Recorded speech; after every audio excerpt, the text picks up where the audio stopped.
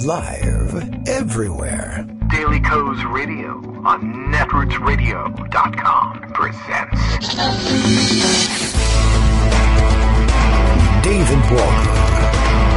Kagro in the Morning Show.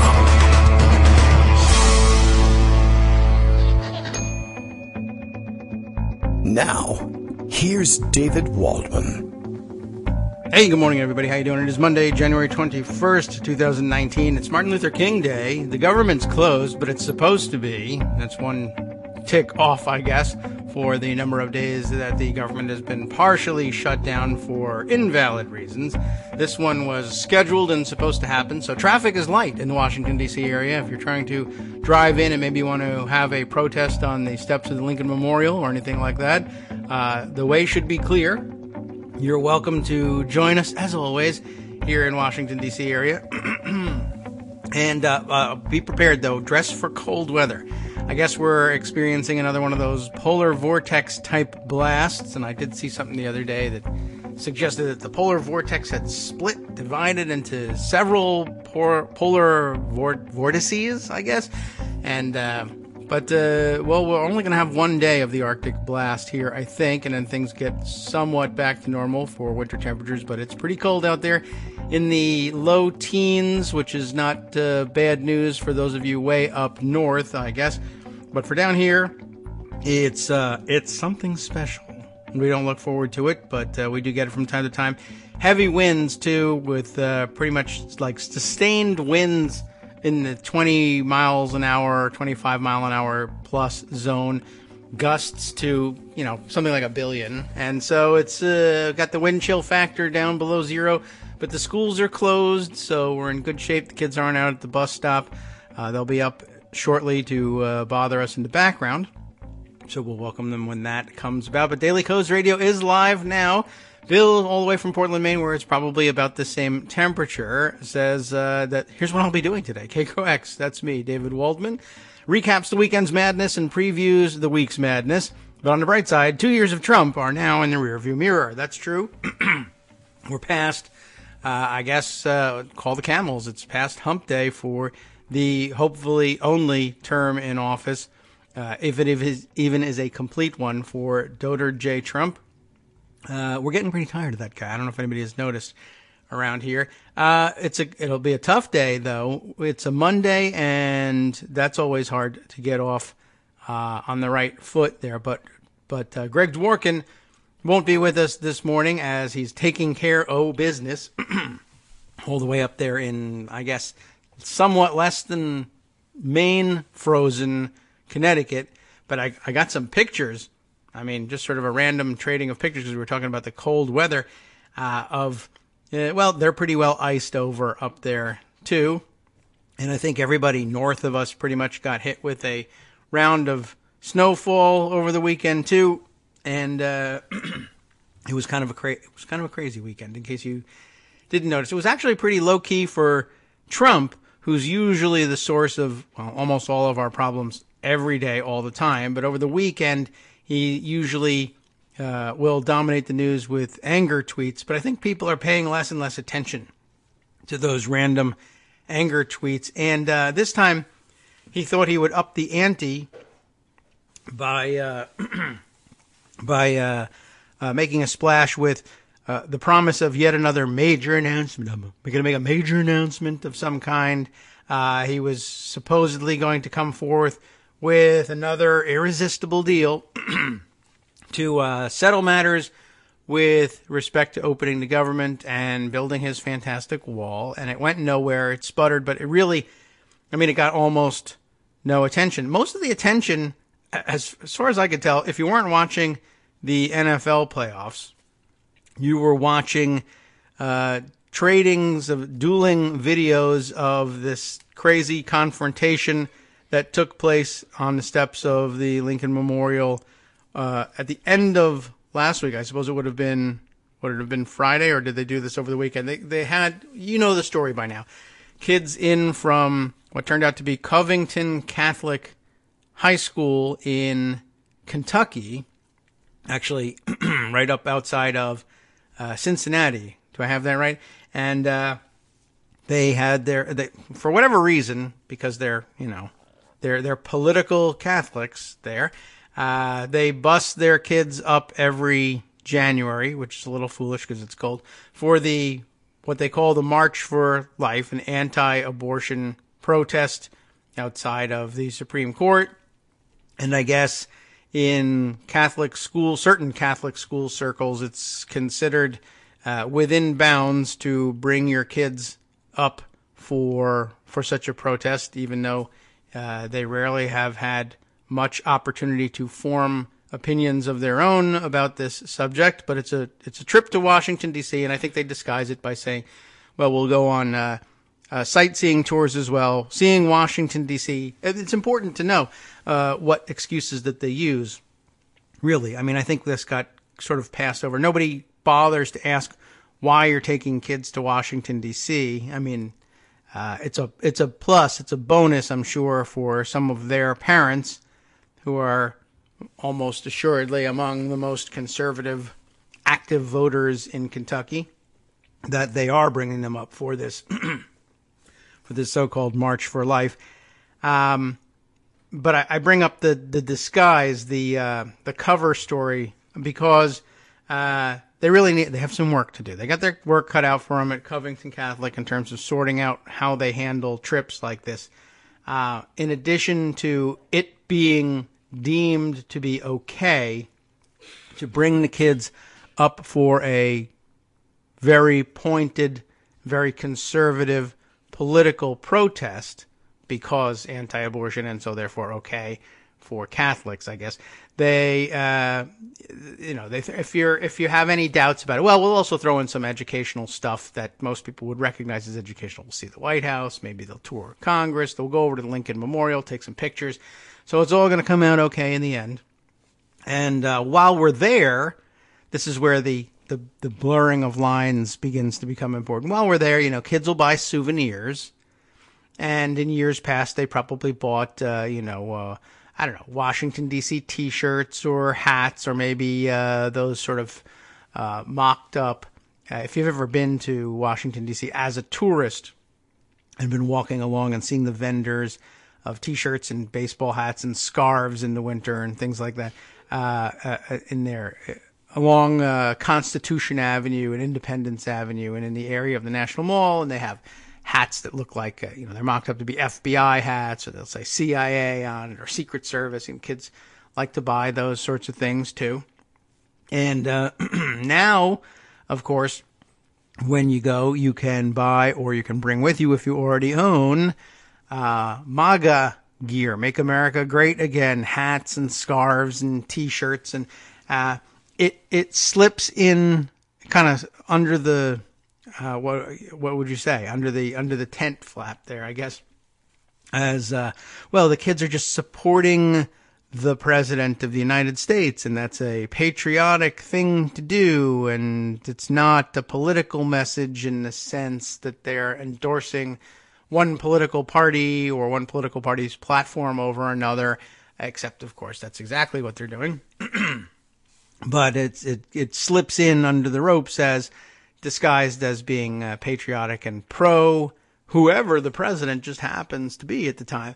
And so you have a bunch of ultra right-wing conservative Kentuckian people's kids marching around Washington, D.C. One, hyped up for for their political march, and two, now outfitted in Trump gear, and three, as it turns out from most of the local reporting on the subject, Covington Catholic, probably a little bit less of a Catholic school in terms of the most important thing we do here is teach Catholic doctrine. That's what it'll say on the website. But what the reality is that, as somebody put it, who's got some local experience there, it's a athletics magnet school, essentially.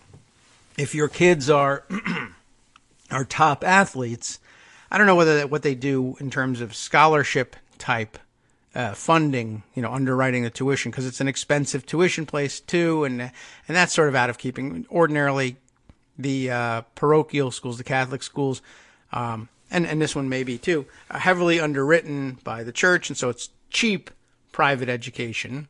which makes it, interesting and accessible to middle-class folks or even working-class folks who are interested in getting their kids a private education. But Covington Catholic appears to have a little bit of an elevated tuition schedule, let's say, and it's in the order of $10,000 plus a year, I understand, to send your kids there. But if your kids are elite athletes, I don't know whether they cut you a deal or whether it doesn't tend to matter, really, because very often in these settings, elite athleticism and being well-to-do very often go hand in hand. It's not, for instance, a place where kids who happen to have extraordinary athletic talent but who are trapped in poverty tend to be able to find refuge. I'm sure a few do every once in a while, and I'm sure that they're very proud of themselves for helping those people out, and that's nice. Those people. By whom I mean, of course, people that they would ordinarily say at a place like Covington Catholic, oh, they look different from us, but sometimes they'll want to pat themselves on the back for having the generosity of spirit to allow someone who just happens to be, let's say, a state-leading wide receiver or a fantastic baseball or basketball player into the ranks of the matriculated students. And, we're just doing our Christian bit here by giving them an education along the way. I was going to say, though, what tends to happen in these settings is you usually find that your elite athletes are from well-to-do families, and that has to do with a cycle that tends to feed on itself. Getting kids, those of you who have raised children lately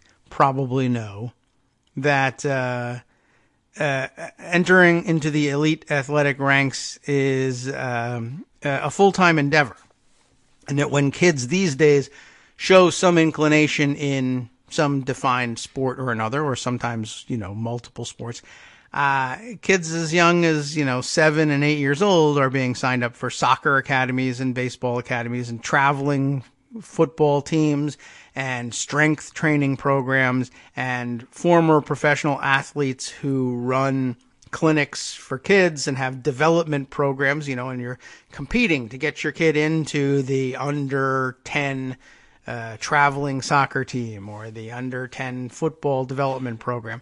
And kids get into it and they play in club programs alongside the school programs eventually. And it's a feeder system.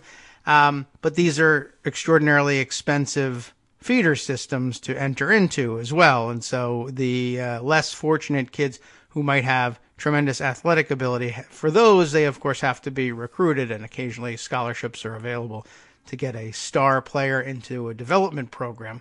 But otherwise, if you have enough money and your kids show the inclination, or you're willing to force them to show the inclination, they can enter into one of these programs that would feed into a place like Covington Catholic. And so a lot of times the groups that end up in, in this case in Washington, D.C., took with it by necessity a number of their athletic standouts as well.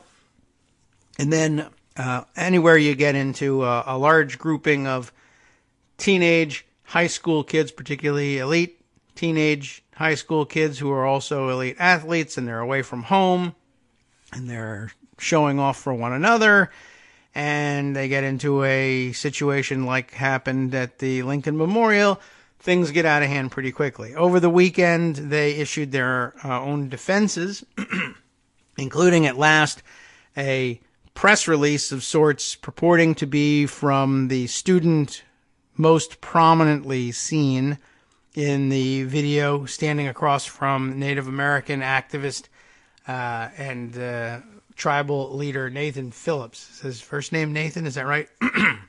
And that's the video that first went viral. At any rate, this kid now purports to have put out this statement, though it reads more like perhaps the adults in his life put out this statement. But If he's that fine an essayist, fantastic, more power to him, I suppose, in terms of his essay writing.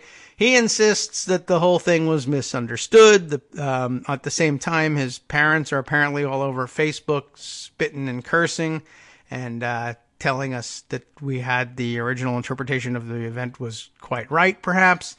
So now dueling videos and dueling claims from other groups that were there and involved. So a complicated mess over the weekend that involved and engrossed a lot of us.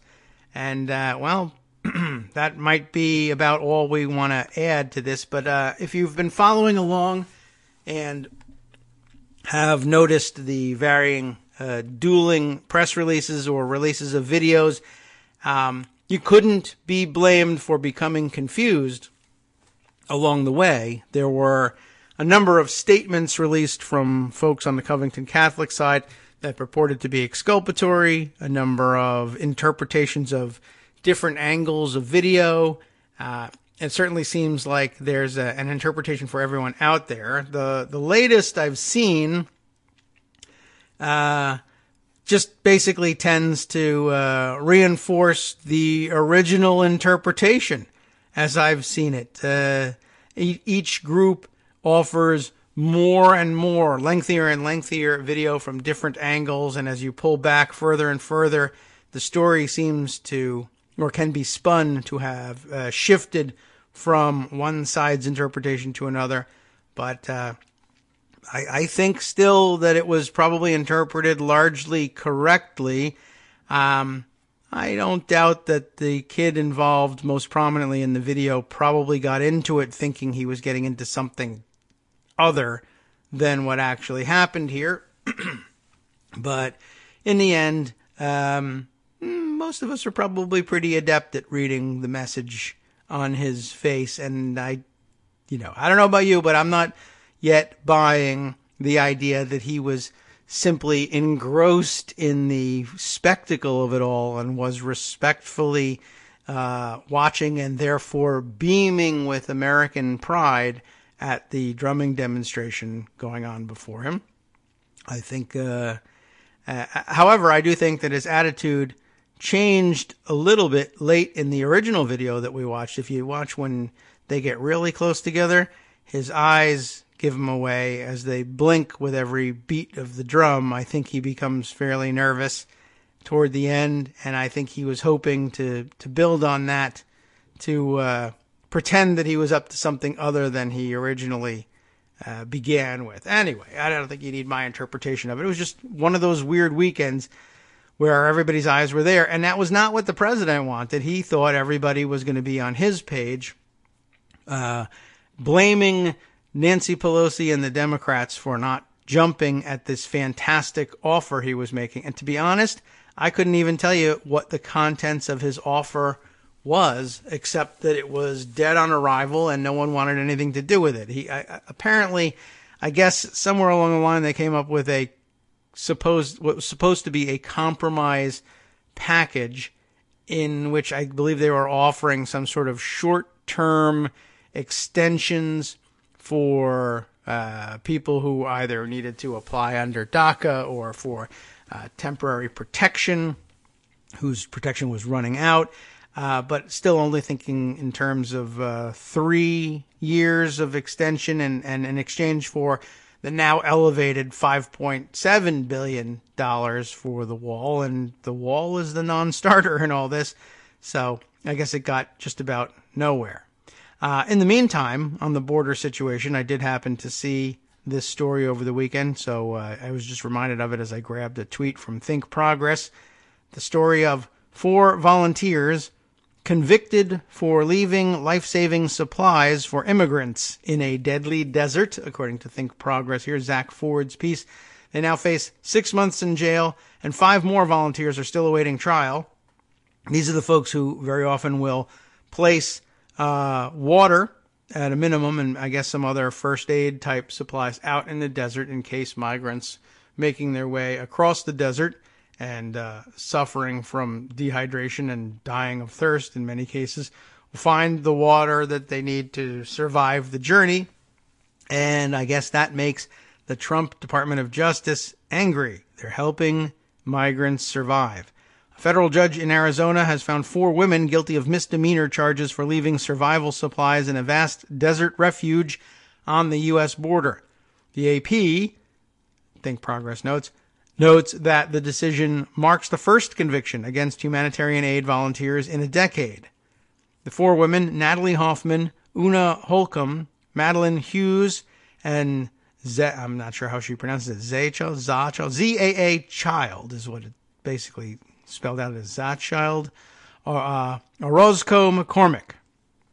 Well, they worked with an organization called No More Deaths, and who could oppose that? Indeed, the March for Life should have been there to help out No More Deaths, but they weren't. They were in D.C. yelling at indigenous folks instead. They leave water jugs and canned food inside the Cabeza Prieta National Wildlife Refuge, and I guess that's part of the problem, or the premise on which they're charged, that it is inside a national wildlife refuge. According to the organization, some 155 bodies have been recovered from the desert since 2001, including 32 in 2017 alone. No More Deaths seeks to reduce the number of deaths from immigrants crossing over this area, but permits are required to enter the region, you see. And as environmentalists, perhaps we ought to be cognizant of that. In the following week, the women will be sentenced, and they face fines of $500 and up to 6 months in jail. An additional 5 volunteers still face trials in the upcoming months on similar charges. And there's a embedded tweet with a map of the deaths where bodies have been found, and all of those relative to the location of the arrests. The arrests happening essentially in the epicenter of where these deaths occur. But yes, surprisingly, like I said, the absent from their side are the folks from the March for Life, or for that matter, if I could just throw in another twist, it reminds me very much of an organization we've mentioned on the air once or twice before, and of which I am aware thanks to my work for Bob Menendez when he was back in the House of Representatives. But of course, he being Cuban-American, we heard an awful lot about Hermanos al Rescate, which is Brothers to the Rescue. This is a group that, their focus is Cuban immigrants, specifically Cuban. That is to say, it's specifically Cuban, but immigrants, migrants, refugees, however you would like to put it. But here we're talking about, of course, if you're coming from Cuba, it's a much different kind of crossing than if you're coming either from Central America or from Mexico, but coming up into the land crossing, or the Rio Grande crossing, perhaps, desert crossing with the southern border. Cubans, of course, it being an island, have to come by water. And for a while, in particular, it was a bit of a hot topic. People would essentially set out from the Cuban coast in makeshift rafts, boats, sometimes quite overloaded, sometimes like seriously makeshift, like an inner tube, and just figure that, whatever, I guess the life was hard enough in Cuba that the crossing danger was worth it, except very often the crossing danger resulted in death. And Hermanos al Rescate, being Cubans themselves, basically said, to hell with U.S. immigration policy, people are dying here. And they flew private planes over the waters between Florida and Cuba, trying to spot rafters. And I can't pick them up from a plane, but they often would drop them supplies, fresh water, and radio in their location to the Coast Guard in hopes that the Coast Guard would come and pick them up.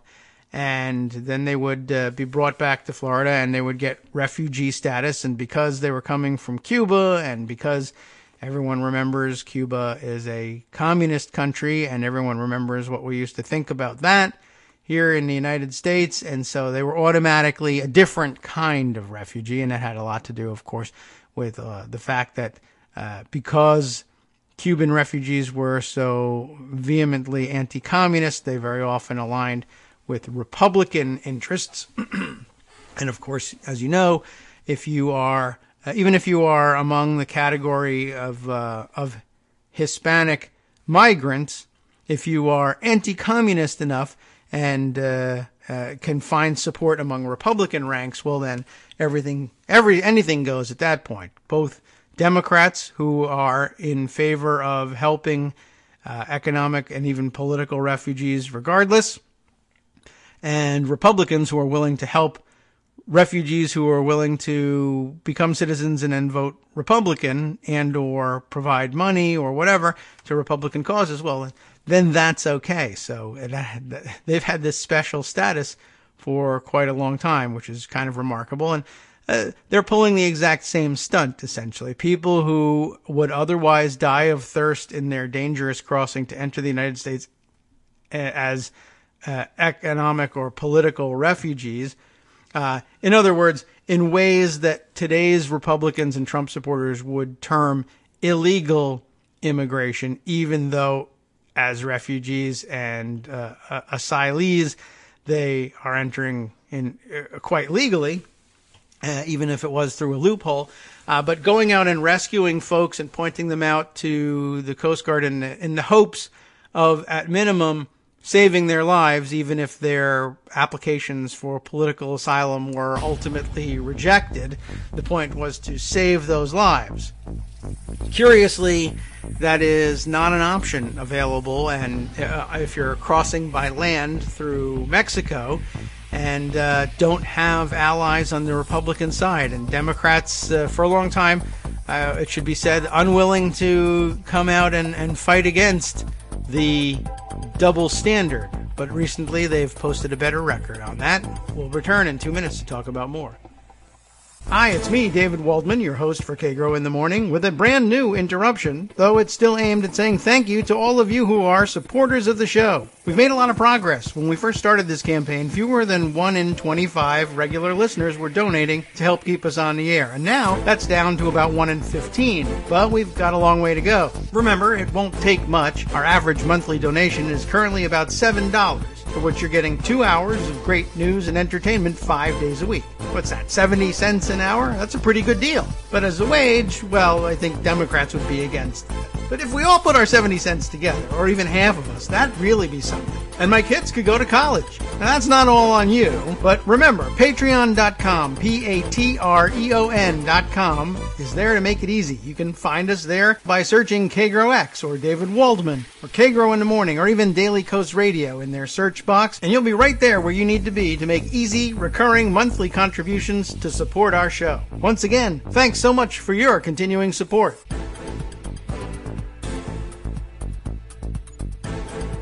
Welcome back now to the Kagro in the Morning Show here on Netroots Radio. I think we can be done for now with that topic. I'll have to try and grab you some links on Hermanos al Rescate so that you can read up on them. I'll try and grab them in English. They won't do me very much good in Spanish. I only barely speak. I can read it to you, and I can pick out a couple of words. So I should have kept up with my practice from high school Spanish. But my accent's not terrible, so I'm happy to try. That's the one language I can actually help out occasionally in.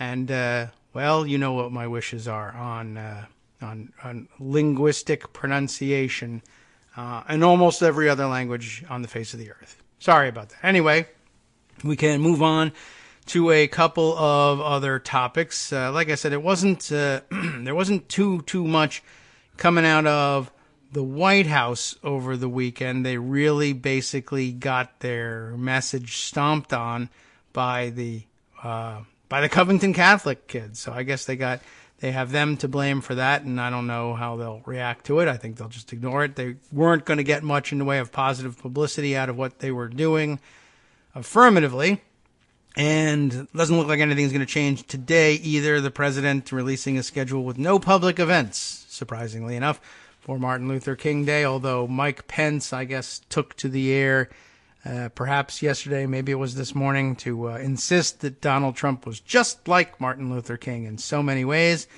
And, well, I'm not going to go there. Didn't see the report, and nobody's going to like it, even if I did. Let's see. couple of other things I wanted to catch up on, and maybe we can use the bulk of the show for some of these other interesting stories and different angles on some of them and things we've missed up to now.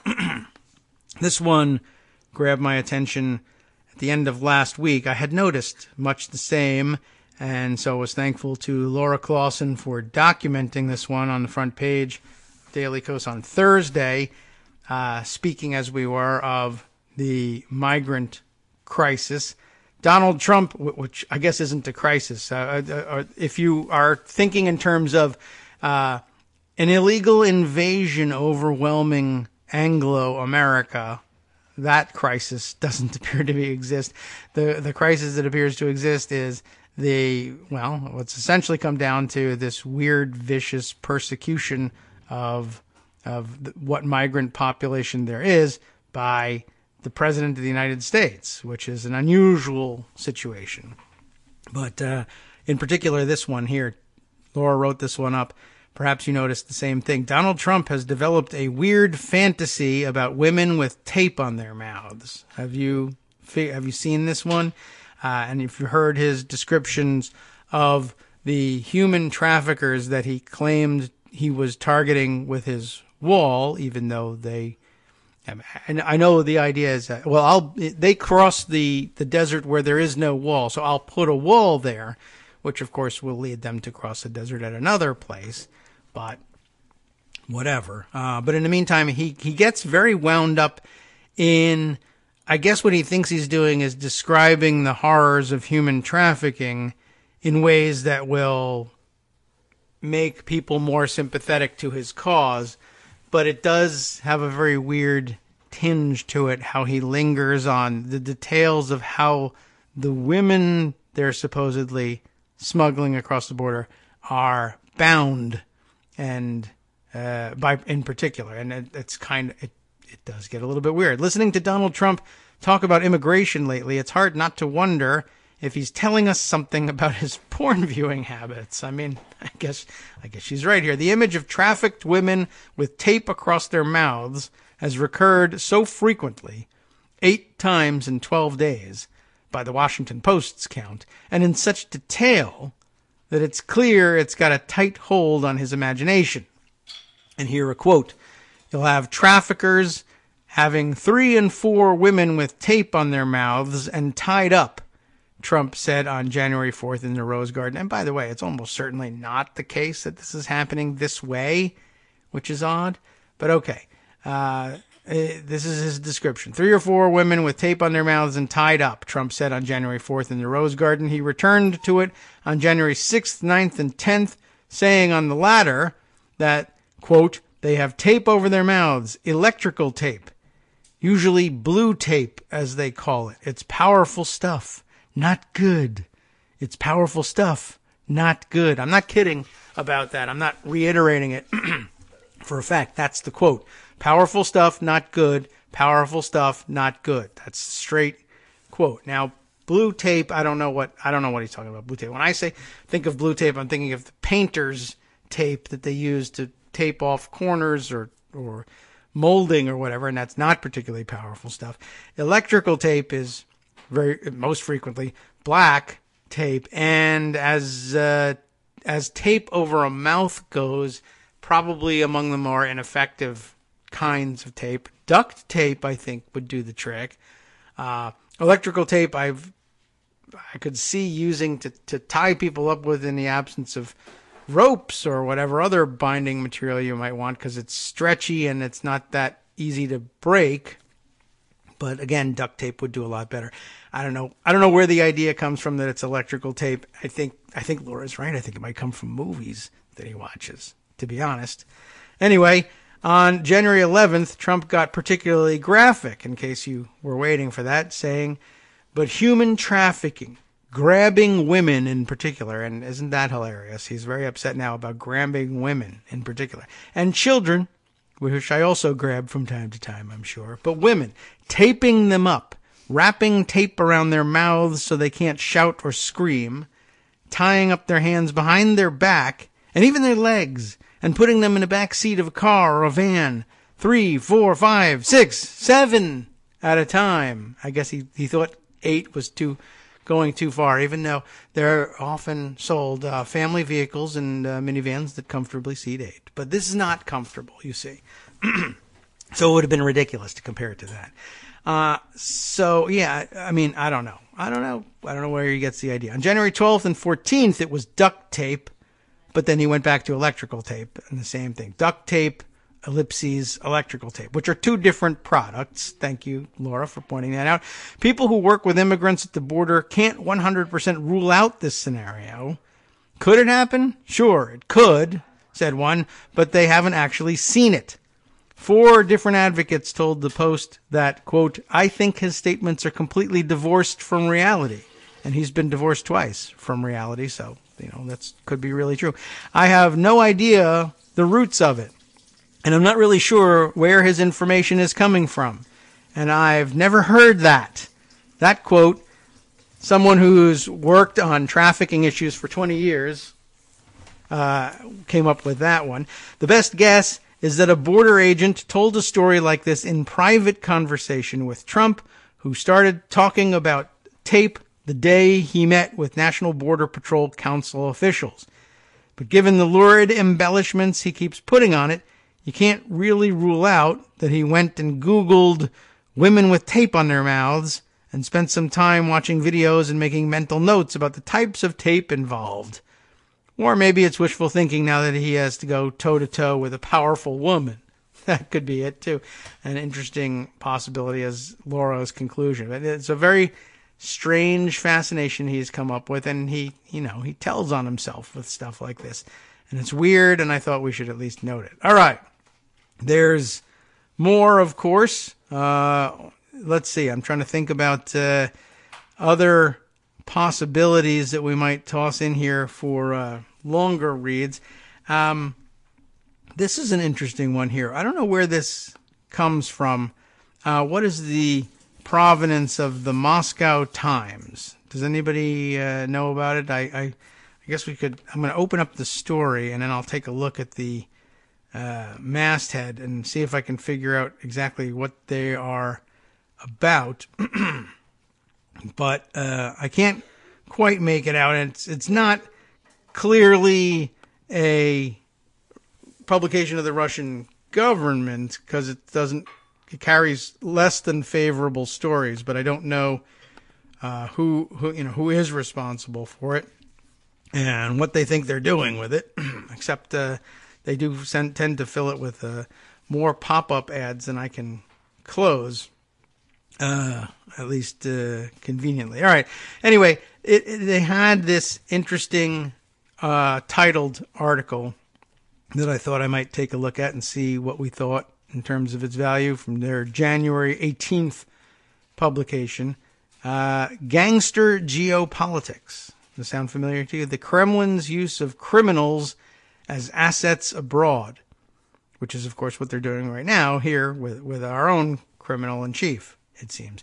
In September 2011, this written by Mark Galliotti is the name of our author here. In September of 2011, 2 Chechens suspected of involvement in the January suicide bombing at Moscow's Domodedovo airport. I mean, if you've flown into Moscow, the name of the airport rolls a little more easily off your tongue. You've heard it pronounced. I have not. At any rate, the attack, which left 37 people dead, had just left. The suspects had just left an Istanbul mosque after Friday prayers, when, along with a companion, they were shot dead. According to an indictment cited in a major Turkish newspaper, prosecutors had identified 2 of the hitmen as Russian nationals working for the Kremlin's Federal Security Service, or FSB, which prosecutors said was fighting Chechen groups in Turkey, including those linked to Chechnya's insurgency against Moscow. But subsequent reporting by the BBC identified one of the suspects as a member of a Moscow crime gang. No. Another Russian suspected of killing a Chechen militant in Turkey in 2015. There's a lot going on in way of assassinations in Turkey these days. Likewise hailed from organized crime. No. according to the BBC, and was also accused by Turkish authorities of working for Russian intelligence. And the Turkish authorities seem to have no ability to stop these connected international criminals from killing their targets. I mean, well, they don't have much leverage against Moscow, I guess. That's true. And I suppose they're now finding out they have little to none against Saudi Arabia as well. Anyway, especially since 2014, there has been a steady trickle of cases suggesting that Moscow is using organized crime as a covert tool for the dark aspects, it says here in quotes, of its foreign policy. Beyond the specific cases discussed in this article, to a considerable extent, this assessment is based on discussions with Western officials, especially numerous semi-structured conversations with 7 European security and law enforcement officers. Publicly available details are often scant, as organized crime investigations and the consequent trials tend to be lengthy, and details are kept under wraps until court proceedings are over. Nonetheless, the consensus within the European security community is that there has been a definite uptick in the use of criminals to further Russia's foreign policy goals. Not a surprise to those of us, I guess, who have been talking for some time about the fact that there's a definite uptick in the use of criminals to further Russia's domestic policy goals as well. And over the weekend, I noticed Sarah Kendzior, is that right, was making prominent mention, tweeting around a clip of her on one or another of the talk shows that she appeared on, outlining in no uncertain terms that our own government now is, as she puts it, a transnational crime syndicate masquerading as a government. She builds the case for it, not just jumping to the conclusion, but it's true, and it's not the only one or the first one. And curiously, they all seem to have come together in a loose-knit and informal international alliance. But let's read on about the doings in Russia. While in Soviet times, the Kremlin's political police demonstrated a willingness to turn criminals as assets, or turn to criminals as assets or recruits when needed, the scale and approach seemingly adopted by President Vladimir Putin's Russia has changed. Following the post-Euromaidan worsening of relations with the West, the Kremlin has increasingly adopted what has been called a mobilization state approach. Aware of the West's greater economic, military, and soft power, Russia has been turning to any available alternative foreign policy levers, from nationalist oligarchs, really, to disruptive media outlets. What? The gangsters are no exception, and instead of simply identifying unacceptable behaviors as it did in the past, the Kremlin occasionally makes specific demands of those gangsters susceptible to its pressure. Russia's practices in this area are also different from those of most other countries. Collaboration with criminals by governments in pursuing foreign policy goals is certainly not unique to Moscow, and one could look at U.S. examples ranging from cooperation with the mafia in the 1943 conquest of Sicily to the 1985 to 87 Iran-Contra deals with drug traffickers.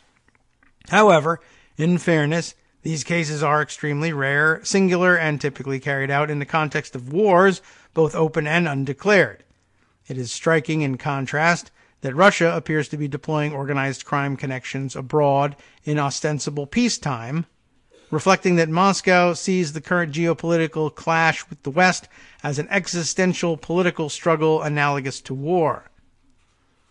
Some elements of Russian state cooperation with criminal networks can, like the American examples above, be seen in military conflicts, declared or not. In Ukraine, for example, local gangsters in Crimea allegedly provided muscle as so-called self-defense volunteers, alongside the infamous Little Green Men. They're not that infamous to me. I don't know what they're talking about, actually. And some of the forces fighting on the side of Russian-backed separatists in Donbass included organized crime figures. And we did hear, back when we were reading about the Trump Miami area properties in which there were extraordinarily high concentrations of Russians, about how some of the oligarchs who had bought property there were, they came to the oligarchical status in odd ways, including through gigantic motorcycle gangs, which had somehow played a part in the Crimean separatist movement / enriched to, beyond his wildest dreams, I guess, that the head of this motorcycle gang, you have billionaire motorcycle gang chiefs. That's kind of unusual outside of this context, I would think. Other cases involving alleged state criminal linkages prop up Russia's interests abroad more subtly. For instance, after the suspected paymasters of the notorious U.S.-based Russian sleeper spies disappeared from Cyprus following his arrest there in 2010. Interesting. I guess that would be, was that the people who were running the Anna Chapman ring? That's the right time, and those were supposed to be sleeper spies. All right, well, the paymaster who was in Cyprus, weird again because of the number of strange connections that members of the Trump administration have to Cyprus and banking in Cyprus. Several U.S. and European counterintelligence officials told me they believe Russian criminal groups involved in human trafficking, what? I hope they're not taping people up, quietly smuggled him to Russia. They probably didn't tape that guy. Or else into Greece for subsequent exfiltration by Russia's Foreign Intelligence Service, or SVR. As with all such allegations in this article, Russia denies cooperating with criminals. Of course, they probably don't see them as criminals either. However, the main activities criminal gangs are required to perform in the new Russian Kremintern, interesting, criminal international, I guess, tend to involve either intelligence missions or generating chernaya kassa, or black cash, money with no provable connection to the Russian state, but helpful in paying for some of its projects. Money laundering, in other words, I guess we could say. The suspicion voiced by a number of European security services is that these funds then go toward bankrolling useful political figures or media outlets. What? You can't be serious. Where would anybody ever have heard of something like that? Dramatic music definitely required there. Okay. Criminal money laundering networks can also be used to clean intelligence agencies' operational funds, according to a specialist from the Italian Guardia di Finanza, or financial police. This tends to involve small-scale operations through individuals' bank accounts, not huge, multi-beneficiary schemes like the 1998-99 Bank of New York money laundering operation.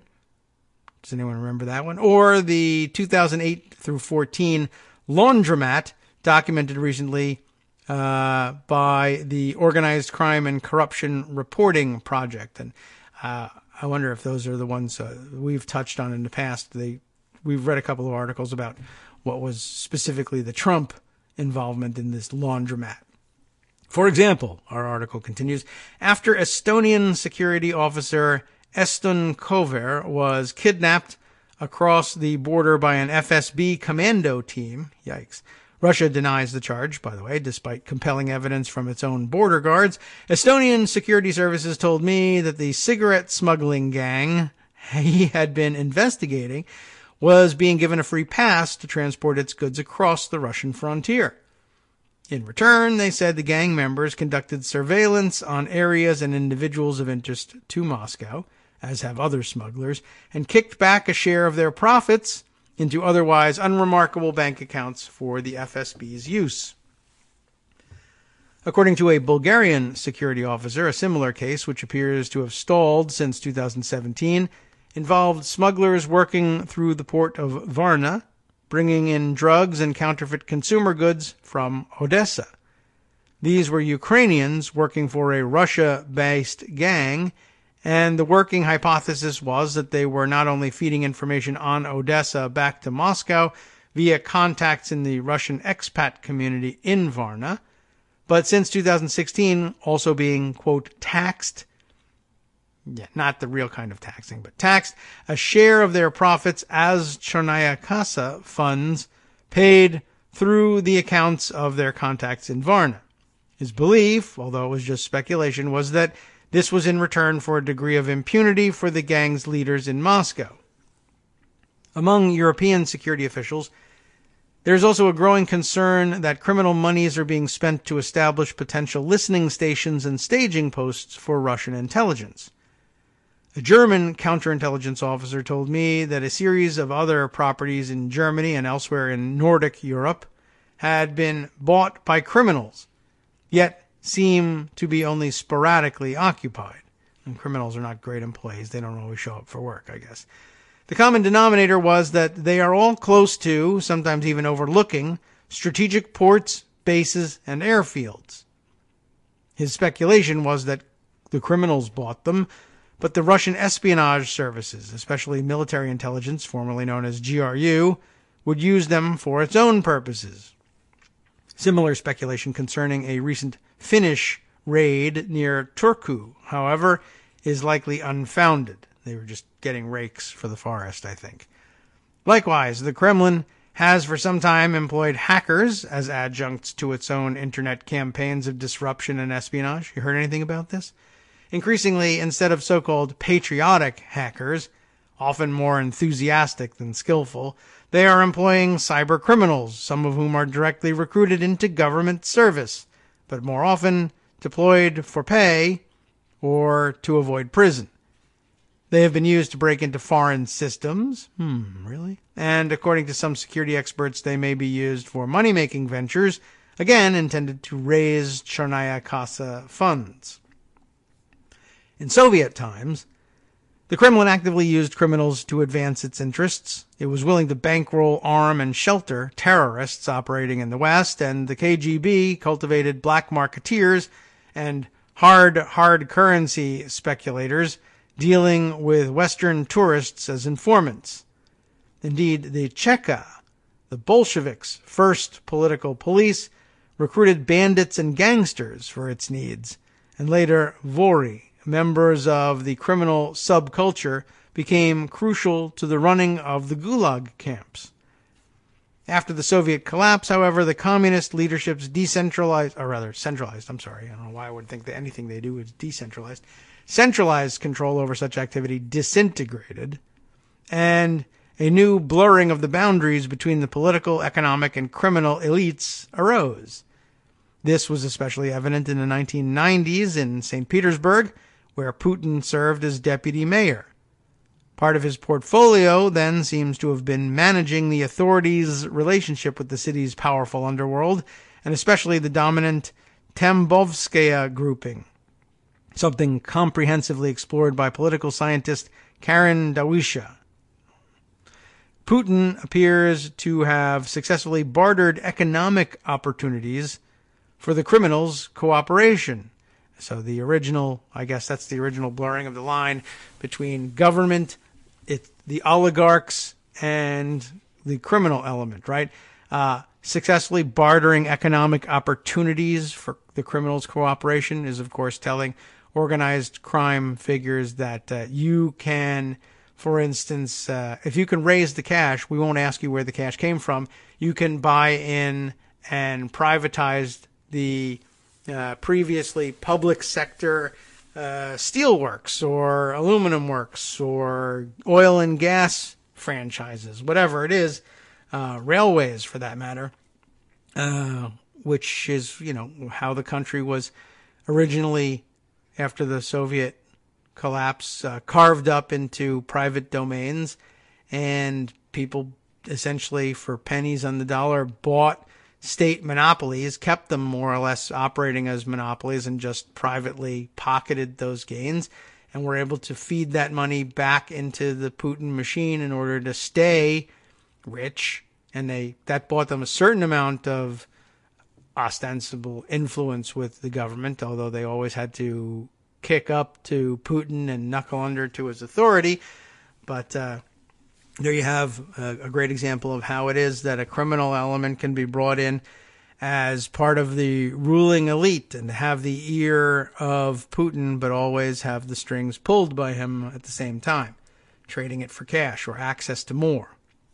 When Putin first became the country's elected president in 2000, he brought his lessons to bear on the national level. In effect, organized crime was offered a deal. Don't challenge or embarrass the state, and you won't be treated as an enemy of the state. This did not mean absolute impunity. The police and the courts still continued their efforts against the gangsters, and even criminal kingpins faced arrest if they stepped out of line. However, it did represent a social contract that most of the gangs were happy to accept, having survived a decade of turf wars and amassed significant wealth that they wanted to keep. The mobilization state model, mentioned earlier, assumes that all organizations and individuals can be yoked to national interests. It's not so much totalitarianism as conscription. Since there is little prospect of the current geopolitical clash with the West easing in any substantive way so long as Putin is in the Kremlin, or of his reinventing his model, this use of criminals as an instrument of statecraft, though it is a response to a specific challenge, is likely to be persistent. So far, the practice has apparently been confined to Europe, but the constraints of its further spread are likely situational rather than structural. Eurasian organized crime in the U.S., to use the FBI's term, is typically multi-ethnic and as likely to be dominated by Armenians or Georgians or Uzbeks as Russians. It is also much less directly connected to Russian-based networks and thus less vulnerable to pressure from the Kremlin. However, there are virtual worlds of criminality, from money laundering to cybercrime, in which geography is much less important. In May of 2018, for example, a Kazakh-born Canadian hacker was convicted in California of working for the FSB. Furthermore, Russian gangs are more strongly connected to the underworlds of Latin America, where they swap cocaine for Afghan heroin, than to those in the U.S., and may make inroads into networks stretching northwards. Welcome back now to the Kagro in the Morning Show here on Netroots Radio. We left off, I don't know if we got cut off at the very end there of that last paragraph, but we'll reiterate it. In May of 2018, by way of example of the reach beyond the limits of geography of organized crime, a Kazakh-born Canadian hacker convicted in California of working for the FSB. Furthermore, Russian gangs are more strongly connected to the underworlds of Latin America, where they swap cocaine for Afghan heroin, than to those of the U.S., and may make inroads into networks stretching northwards. In other words, the big problem of influx of drugs over the southern border, which doesn't exactly exist in the way imagined by the president, but about which he complains all the time, may have Russian roots, but don't expect him to look for them anytime soon. Even so, the threat must be kept in context. Gangsters make uncomfortable and often unreliable agents. Deniability is bought at the expense of effectiveness. The Kremlin will still likely prefer to use its more conventional covert assets where it can, and the criminals will simply be an auxiliary asset used when their capabilities are especially appropriate or other resources are overstretched. Besides which, whenever states think they can use criminals, they tend also to open themselves up to reciprocal exploitation.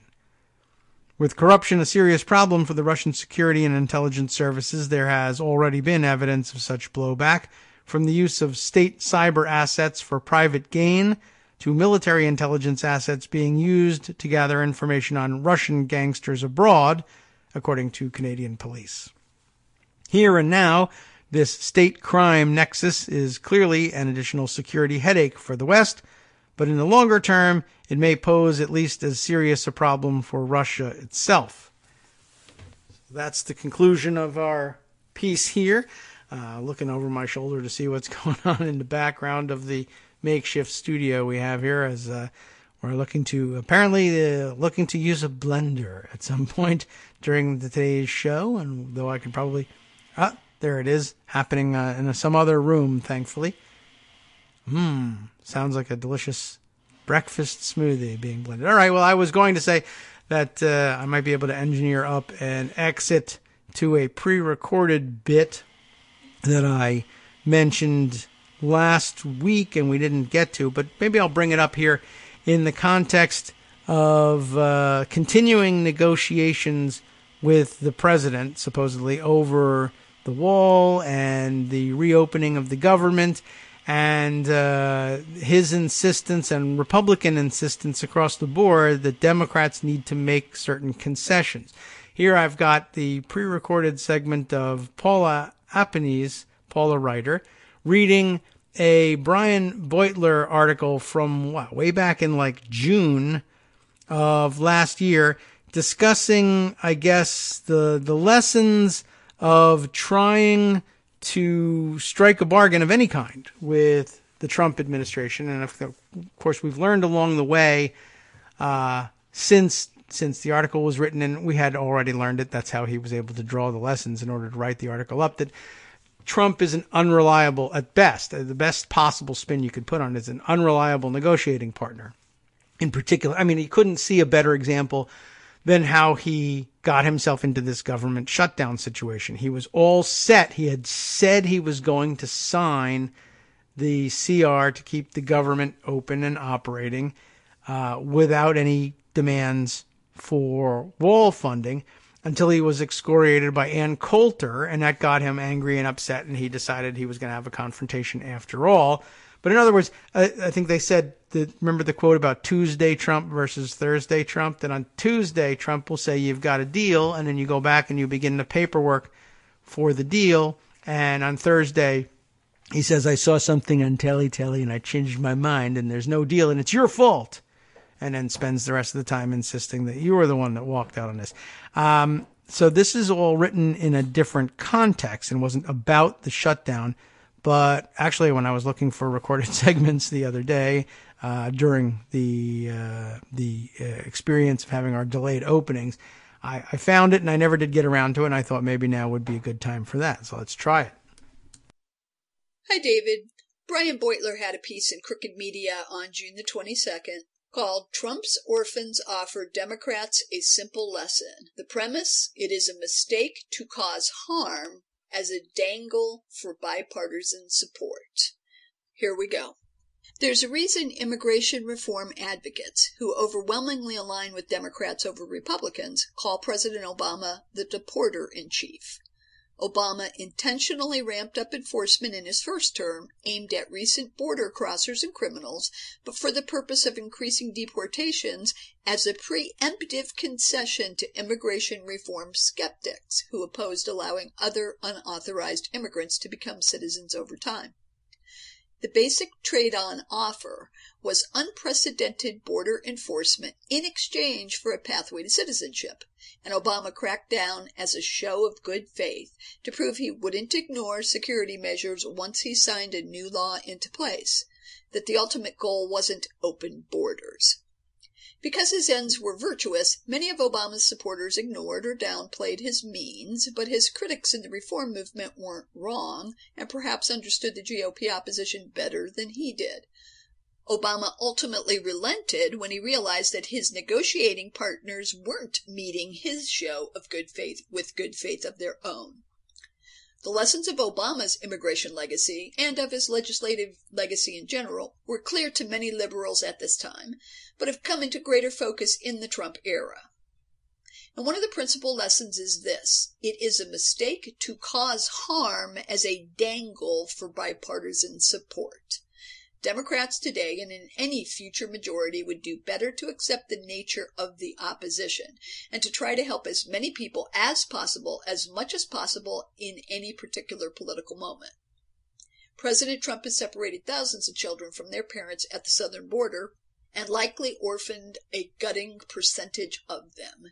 He did this by his administration's own admission, both to demonstrate cruelty, to deter future asylum seekers from migrating northward, and to capture hostages, which he could trade to a Republican-controlled Congress for billions of dollars in border wall funding.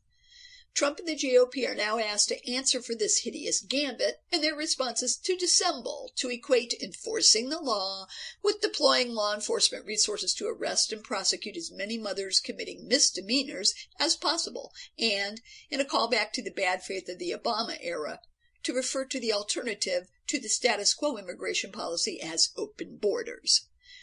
This is a doubly false binary, both in that there is no binary, and that because each half of the binary presented is a lie. House Speaker Paul Ryan propounded these lies on Thursday when he told reporters, "I'm beginning to think the Democrats who make this alternative argument are less interested in keeping families intact and more interested in having open borders." Trump repeats a version of it on an almost daily basis. The lie extends not just to the current Democratic consensus on how to treat asylum seekers, but to the past as well. It entails blotting out all of the steps Democrats took during Obama's presidency to build Republican support for a reform bill that Republicans, having pocketed concessions, swiftly rejected. If this revisionism serves any strategic purpose, it is to help ensure that actual history repeats itself. If and when liberals return to power, conservatives would love nothing more than for their opponents to reprise their preemptive concession strategy so that they can bank freebies and then reject broader compromises as open borders. This same lesson applies elsewhere in the realm of domestic policy. Democrats wasted most of the year in 2009 trying to entice Republicans to support health care reform.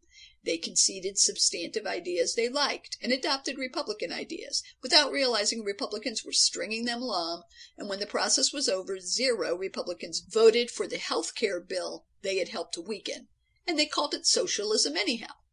One of the consequences of this error was higher premiums and deductibles, which harm actual people, some of whom surely punished Democrats in 2016 by staying home or voting for Trump, who turned around and sabotaged the Affordable Care Act.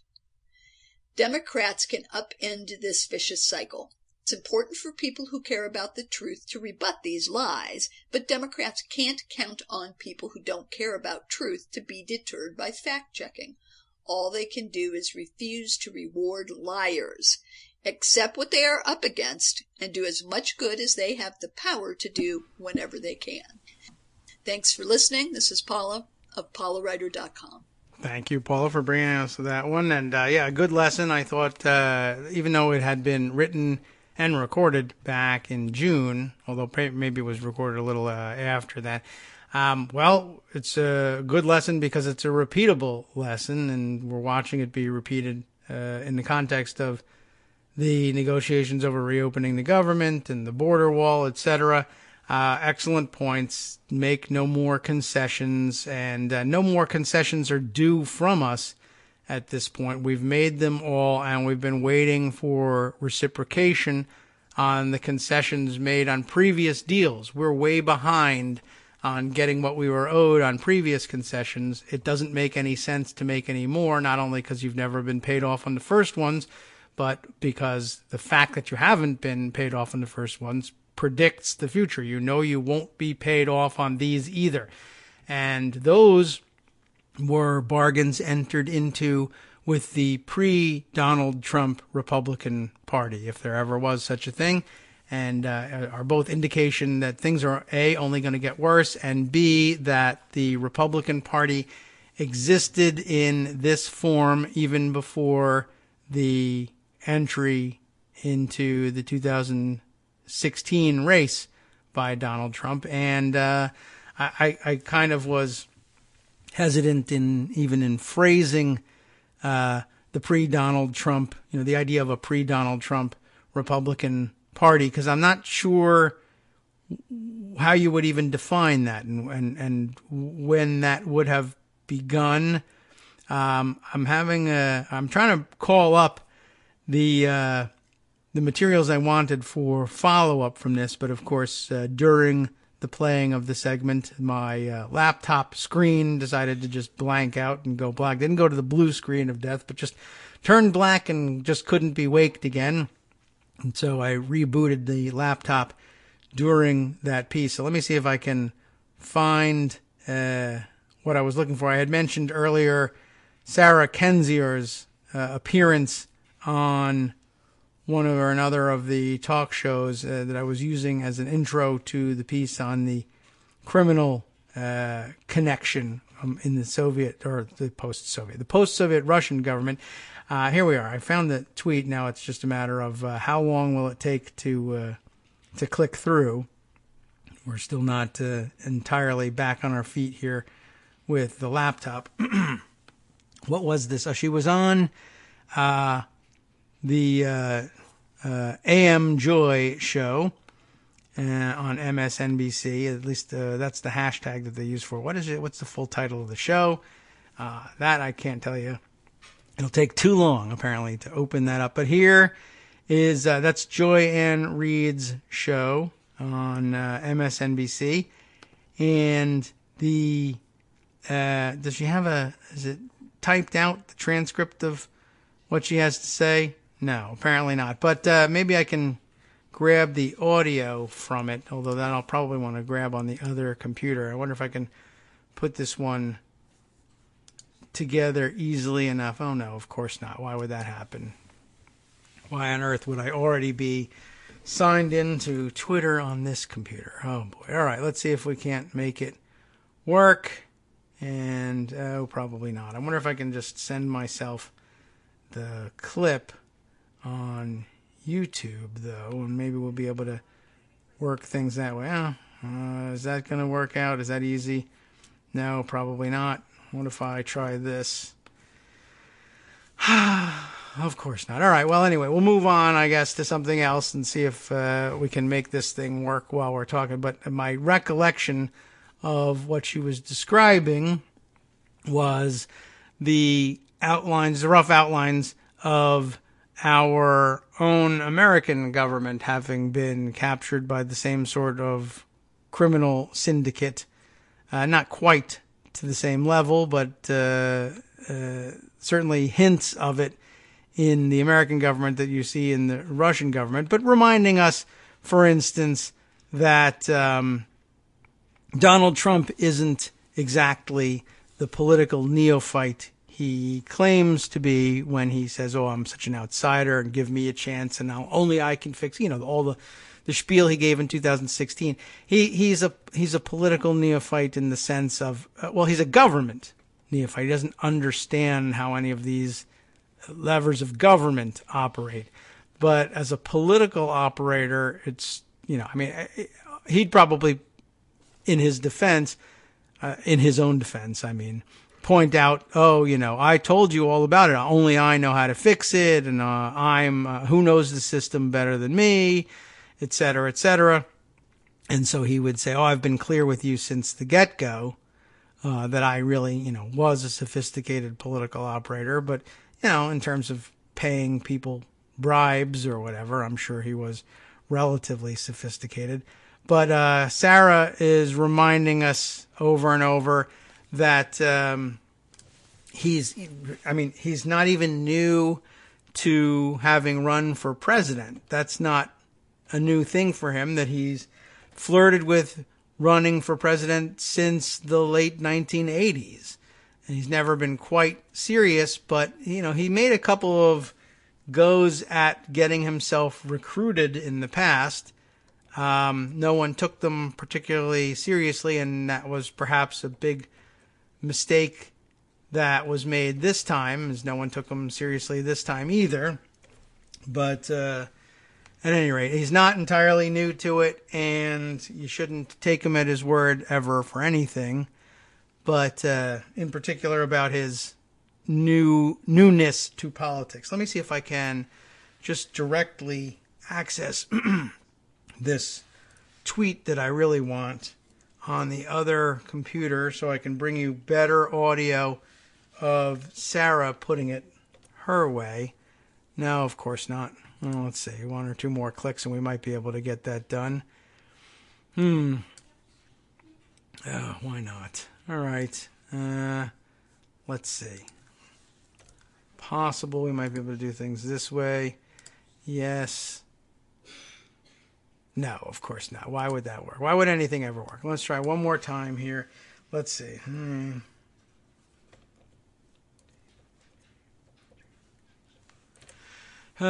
Nope. Apparently not. Okay, well, why would anything ever work for anybody? Let's try it just doing it straight off of the laptop then, and see if we can't just pick up the audio this way and roll that clip. A minute or so of Sarah Kendzior on the AM Joy Show.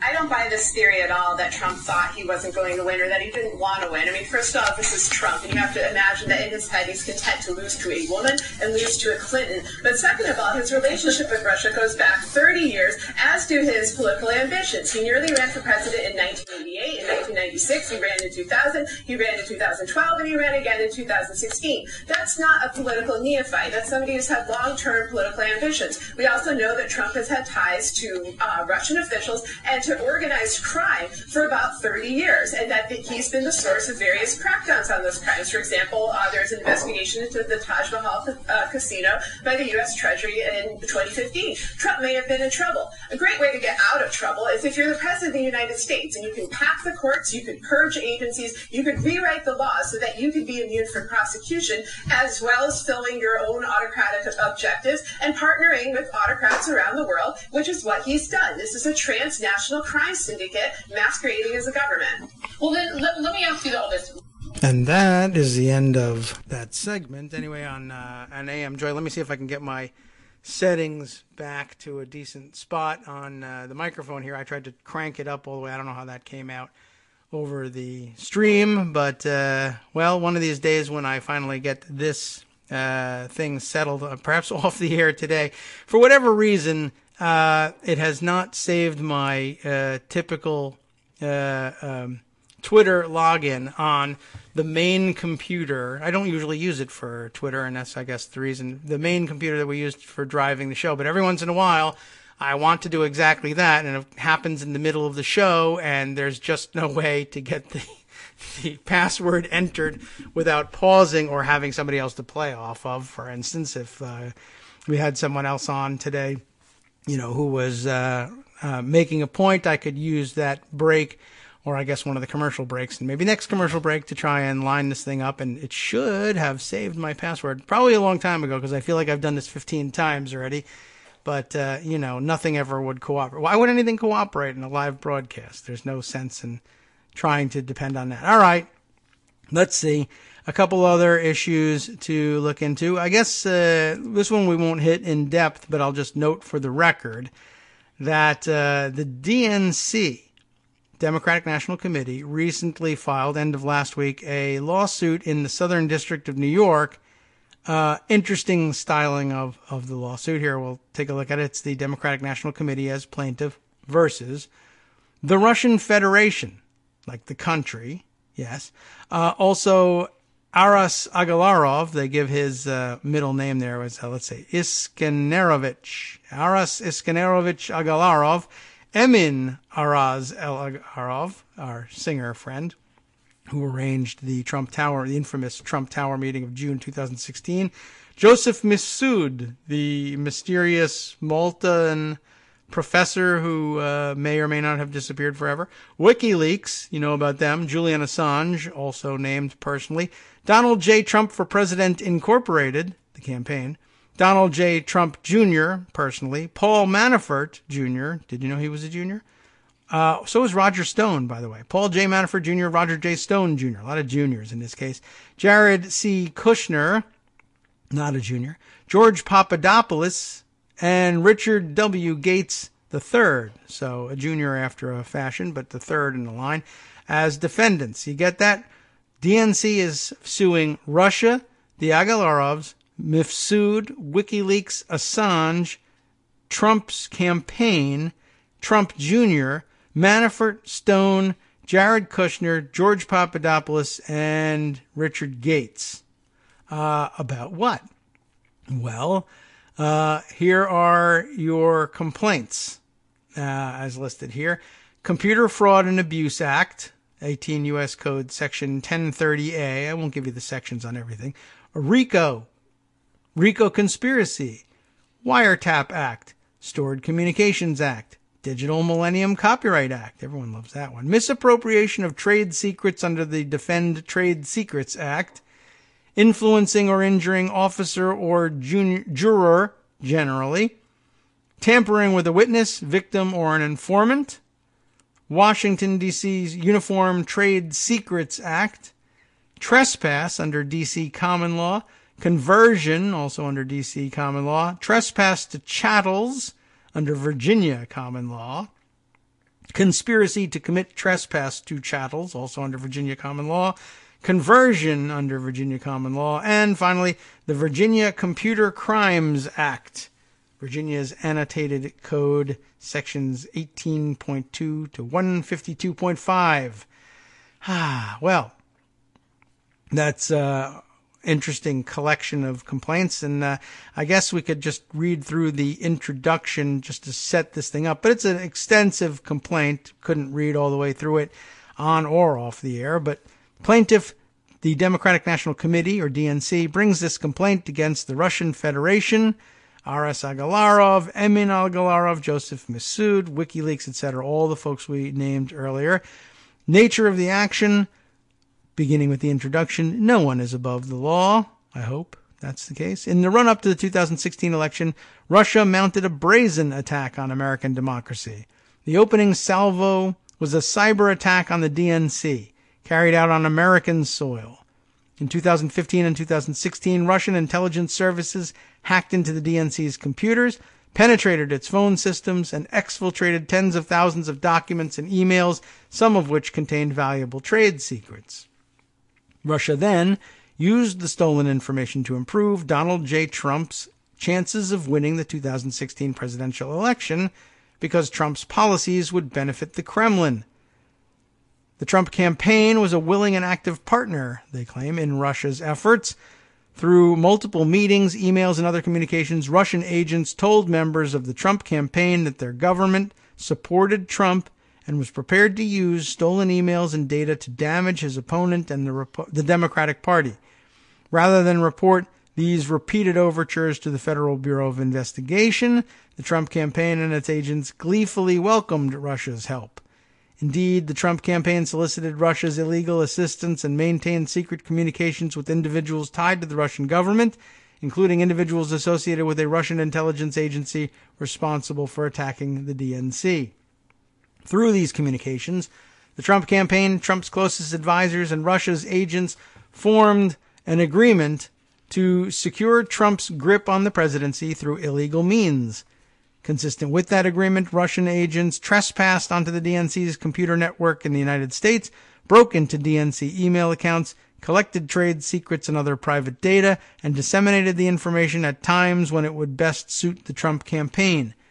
Russia released some of the stolen materials through Guccifer 2.0, a fictitious online persona created by Russian military intelligence officers, and released other materials through WikiLeaks. As stolen DNC information was strategically released into the public sphere, Trump and his associates openly praised the illegal disseminations and encouraged Russia to continue its illegal hacking campaign against the Democratic Party. In the wake of the 2016 election, the defendants recognized that Trump's grip on the presidency would be tested if the American public discovered the illegal coordination between his campaign and the Russian government. The defendants therefore worked to cover up their collusion, sometimes through a drumbeat of public denials and misstatements, at other times through criminal obstruction of justice and witness tampering. At the same time, Russia continued to commit cyber crimes against Trump's Democratic critics, who threatened to derail Trump's policy agenda.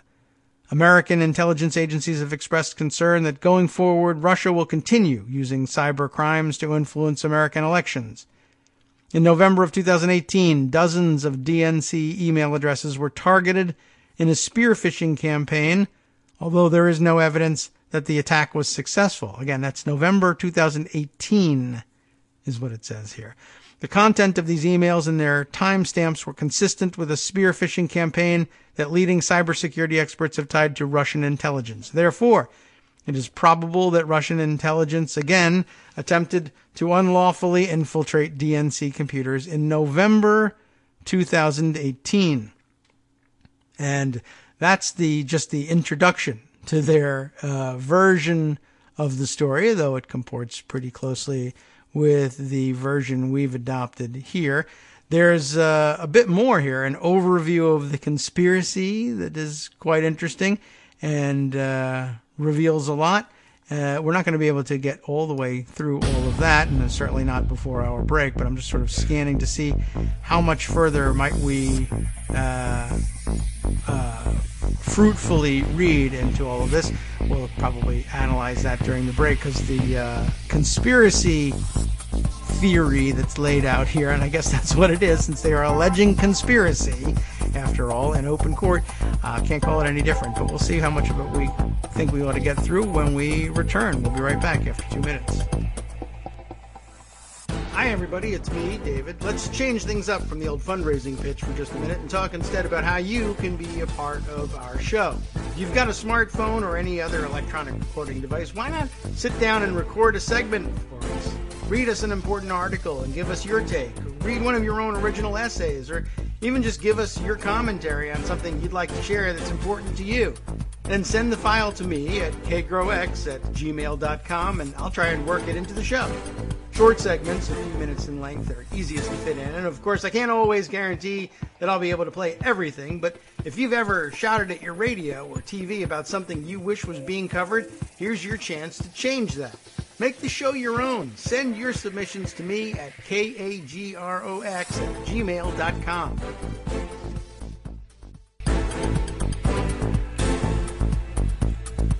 Welcome back now to the Kagro in the Morning Show here on Net Roots Radio. And I'm thinking I may continue with the reading of the lawsuit. It's about as complete and coherent a narrative as well as you're likely to find on the show. Anyway, I did have this piece of information over the last over the last hour. Matthew Rigdon weighing in on the reliability of the Moscow Times, commenting that it's partly owned by a foundation based in the Netherlands.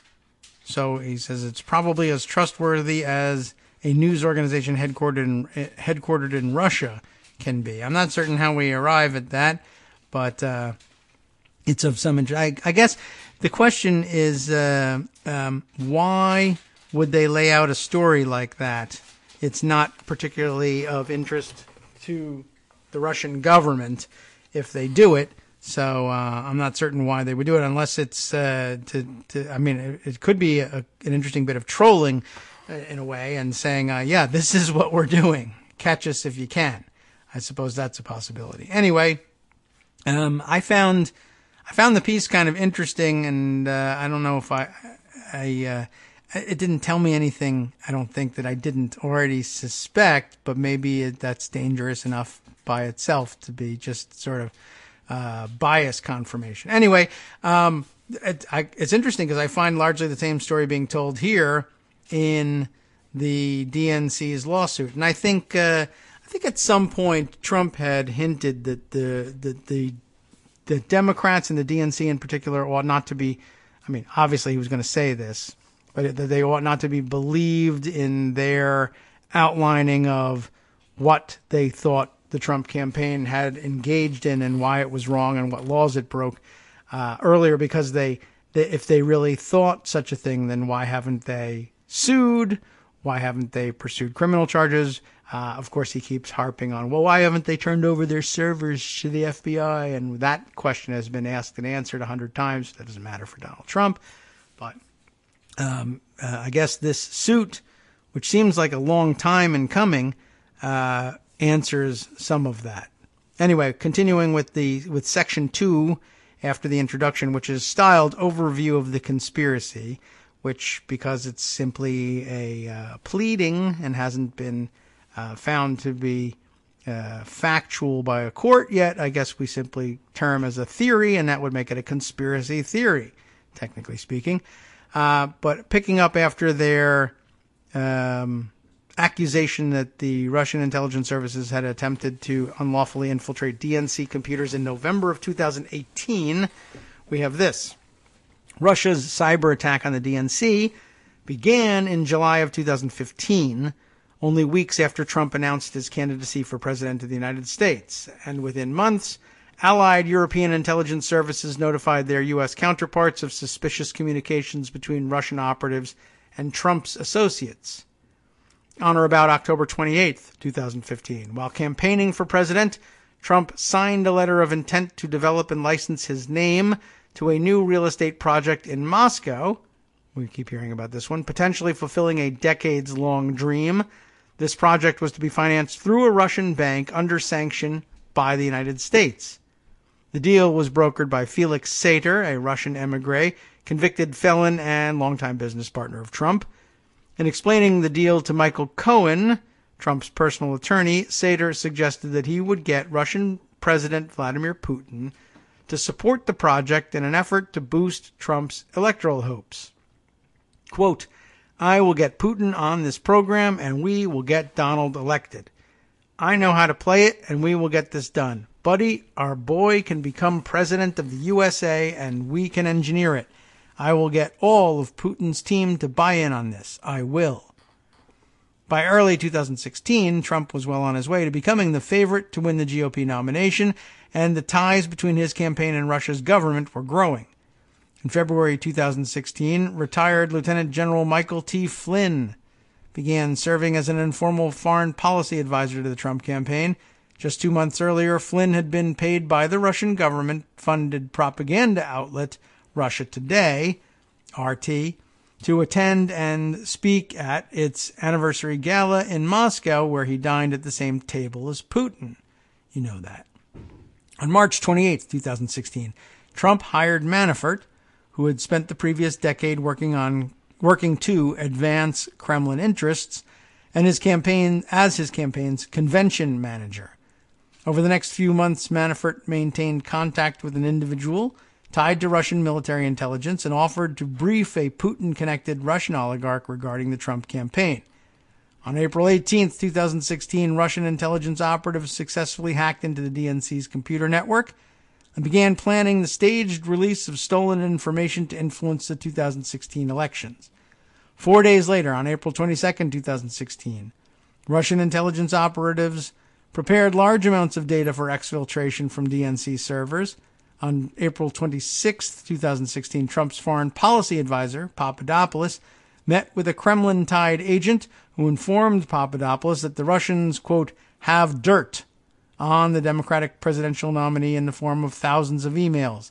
Papadopoulos did not report this information to American law enforcement. Rather, he reported back to his superiors at the Trump campaign regarding interesting messages coming in from Moscow about a trip when the time is right. On April 27th, 2016, the day after Papadopoulos' meeting, Trump gave his first major foreign policy address, where he spoke about improved relations with Russia. That evening, Papadopoulos flagged the speech for one of his Russian contacts and explained, "That's the signal to meet." By June 1st, 2016, and it's funny, "That's the signal to meet," to which Putin said, "So what? Who cares? But interesting, you want to play spy." By June 1st, 2016, Russia had stolen thousands of DNC documents and emails, including trade secrets. On June 3rd, 2016, Russians connected to the Kremlin contacted Donald Trump Jr. to offer damaging information about the Democratic presidential nominee as, quote, part of Russia and its government's support for Mr. Trump, unquote. Remember that was what was his name? Ron Goldstone? His email. Trump Jr. did nothing to alert American law enforcement. Rather, he expressly embraced the illegal plan, responding, "I love it, especially later in the summer." Without punctuation, by the way. On June 9th, 2016, Trump Jr., Manafort, and Kushner met with the Kremlin-connected Russians in Trump Tower. Trump and Trump Jr. have both told multiple conflicting stories about what happened in the meeting. The day after the meeting, Russian intelligence officers placed spy software on a DNC backup computer server. On June 15th, 2016, Russian intelligence agents began disseminating to the public a trove of documents stolen from the DNC and other Democratic Party targets. The agents continued these releases through Election Day in 2016. Some documents were disseminated through Guccifer 2.0, the fictitious persona created by Russian intelligence agents, and others were disseminated through WikiLeaks. On June 22nd, 2016, WikiLeaks contacted Guccifer 2.0 to request new stolen DNC materials, In subsequent exchanges, WikiLeaks explained that Trump had a, quote, 25% chance of defeating the Democratic presidential nominee and suggested that his odds might improve if WikiLeaks could disseminate stolen documents that would create conflict among Democrats during the upcoming Democratic National Convention. On July 11th, 2016, the Trump campaign intervened to prevent other Republicans from inserting anti-Russian language regarding Ukraine into the GOP platform. Between July 14th, 2016 and July 18th, 2016, Russian intelligence operatives transmitted stolen DNC documents to WikiLeaks, which promised to release them in time to disrupt the Democratic National Convention. WikiLeaks delivered on that promise on July 22, 2016, 3 days before the start of the convention. WikiLeaks began disseminating stolen DNC documents, including emails and other sensitive proprietary materials, to the public. The result was chaos. The DNC had to change its anticipated speakers, and DNC employees were flooded with so many threatening phone calls and emails that it was difficult to use their phones to carry out their plans for the convention. Throughout the summer and fall of 2016, during the height of the presidential campaign, Trump's associates continued to communicate secretly with Russian agents and WikiLeaks, who strategically disseminated information stolen from Democratic targets. For example, in August of 2016, Stone began communicating secretly with Russian intelligence operatives and bragged about his contacts with Assange. Similarly, Gates, who served as the Trump campaign's deputy chairman and then liaison to the Republican National Committee, maintained secret communications with an individual he knew to be connected to Russian military intelligence. In the summer and fall of 2016, Stone revealed information that he could not have had unless he were communicating with WikiLeaks, Russian operatives, or both, about their hacking operations in the United States. For instance, in August of 2016, nobody in the public sphere knew that Russia had stolen emails from John Podesta, the chairman of Secretary Hillary Clinton's presidential campaign. Nevertheless, on August 21st, 2016, Stone predicted that damaging information about Podesta would be released, tweeting, quote, "It will soon be the Podesta's time in the barrel," unquote. Weeks later, WikiLeaks began releasing batches of Podesta's emails on a near-daily basis until Election Day, as Stone had predicted. Similarly, in mid-September of 2016, Stone said that he expected, quote, "Julian Assange and the WikiLeaks people to drop a payload of new documents on Hillary Clinton on a weekly basis fairly soon," unquote. And beginning on October 7th, 2016, WikiLeaks began releasing stolen emails at least once a week, as Stone had predicted. On September 2016, Russian intelligence agents illegally gained access to DNC computers hosted on a third-party cloud computing service, stole large amounts of the DNC's private data and proprietary computer code, and exfiltrated the stolen materials to their own cloud-based accounts registered with the same service. During this same period, Russian intelligence agents and Stone discussed highly confidential and strategic information that had been stolen from another Democratic Party institution and disseminated to the public. Around that time, Trump Jr. also secretly communicated with WikiLeaks. In one exchange, WikiLeaks sent Trump Jr. a direct message on Twitter with a password to an anti-Trump website. In exchange for providing the password, WikiLeaks asked Trump Jr. to have his father retweet a link to WikiLeaks' trove of stolen emails. 15 minutes later, Trump tweeted a message about the media's lack of attention to WikiLeaks. On information and belief, Assange is the individual who operated the WikiLeaks Twitter handle during this interaction. Throughout the fall of 2016, Trump praised the illegal dissemination of documents from the DNC and other Democratic entities, at various points making it a central theme of his speeches and rallies. Indeed, Trump repeatedly praised the illegal disseminations with exclamations such as, "I love WikiLeaks." At some point during the run-up to the 2016 election, Manafort shared polling data, remember how that came up recently, related to the 2016 presidential campaign, with an individual connected to Russian military intelligence. This data could have helped Russia assess the most effective ways to interfere in the election, including how best to use stolen Democratic Party materials to influence voters. On November 9th, 2016, Trump won the presidency of the United States, allegedly. The reaction in Russia was jubilation, with a member of Russia's parliament announcing to his fellow legislators, "I congratulate you on all this."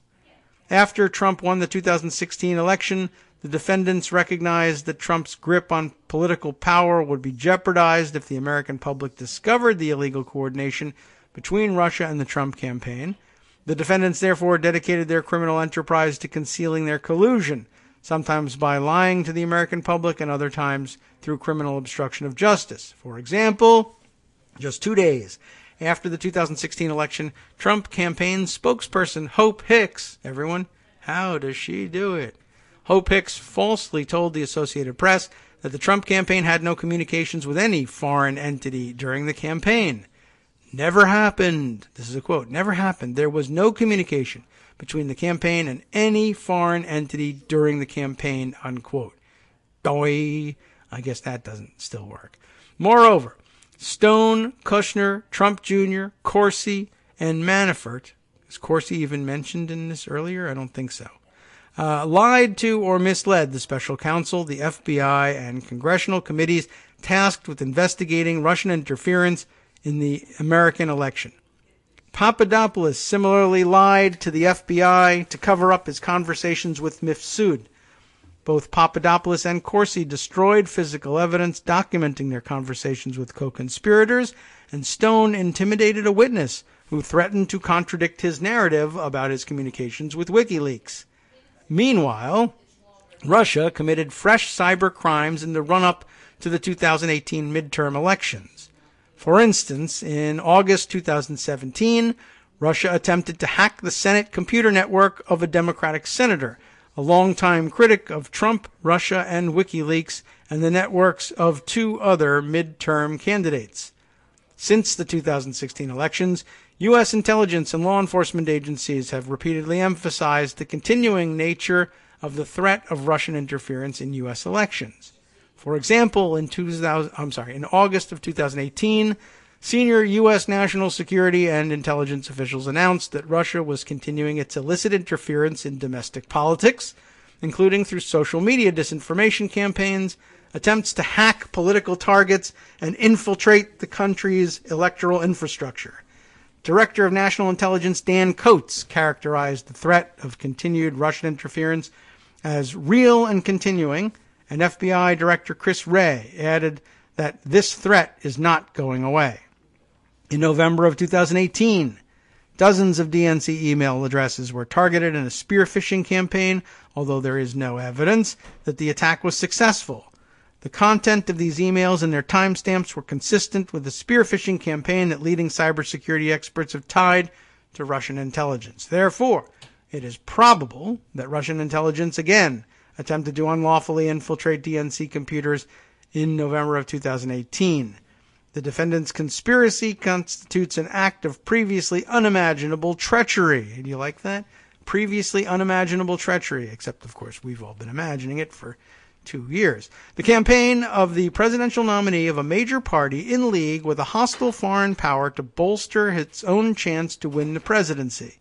In carrying out their conspiratorial objective, the defendants disseminated documents and data stolen from the DNC in violation of the laws of the United States, as well as the laws of the Commonwealth of Virginia and the District of Columbia. And probably some others too, but those are the ones they can prove on the ground. Under these laws, the laws of this nation, Russia and its co-conspirators must answer for their actions.